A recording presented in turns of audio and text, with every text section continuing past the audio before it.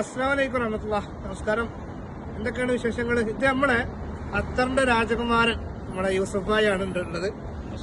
നമ്മള് കുറെ ദിവസമായി ഞാനിങ്ങനെ മൂപ്പരോട് കാണണം ആരോടൊക്കെയെന്ന് ചോദിച്ചു നമ്പർ, പക്ഷെ കിട്ടിയില്ല. എന്റെ യൂട്യൂബ് ചാനലിലും ഫേസ്ബുക്ക് ചാനലിലും ഇൻസ്റ്റാഗ്രാമിലൊക്കെ ഇദ്ദേഹത്തെ അറിയുന്നവരൊന്ന് കമന്റ് ചെയ്യണം, അത് ഷെയർ ചെയ്യണേ. നമ്മളെ മുത്തിന് ഞാനിങ്ങനെ ദുബായിൽ നിന്ന് അജ്മാർക്ക് പോണ വഴി ഇങ്ങനെ എന്റെ സുഹൃത്ത് റാഷിദ് ഡോക്ടറുമായി ബന്ധപ്പെട്ട് ഞങ്ങളിങ്ങനെ പോവാണ്. അപ്പൊ യൂസുഫ് ഭായിനെ കണ്ടു. യൂസുഫ് ഭായി അസ്സലാമു അലൈക്കും. ഞാനിങ്ങനെ നമ്മളെ അഞ്ചൻ സുബൈർ ഭായിയായിട്ട് പരിചയം. അപ്പൊ എന്താണ് ഇന്ന് കണ്ടപ്പോ സന്തോഷം? കണ്ട സന്തോഷം എന്ന് പറഞ്ഞാൽ ഏറ്റവും നല്ല സുഗന്ധങ്ങള് ഒരാള് നമ്മളെ വിളിച്ചിട്ട് പരിചയപ്പെടലാണ്. ആ സുഗന്ധം ഒരുപാട് അതിന്റെ ടോപ്പ് ഓഫ് ദി സുഗന്ധമായിട്ട് മോൻ എന്നെ വിളിച്ചു കഴിഞ്ഞപ്പോ ആ ഫീലിംഗ് എനിക്ക് എങ്ങനെയാണ് പറഞ്ഞറിയിക്കാൻ പറ്റില്ല. ഒരുപാട് സന്തോഷമുണ്ട്.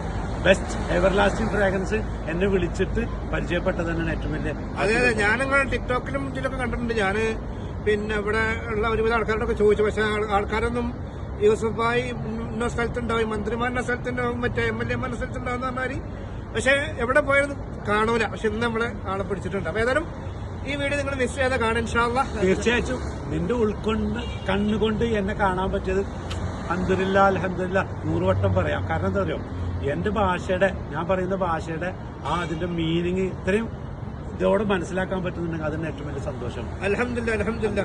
അപ്പൊ എത്ര വർഷമായി രംഗത്ത് എന്ന് പറഞ്ഞ ഈ കാണുന്ന നിറയെ ഇതൊക്കെ തന്നെയാണ്. ഓഫീസൊക്കെ കണ്ടപ്പോ അടിപൊളിയാണ്. നമ്മളെ മിസ്ത്രീനെ, നമ്മളെ ജലീൽ ഖാനൊക്കെ എല്ലാവരൊക്കെ കണ്ട്.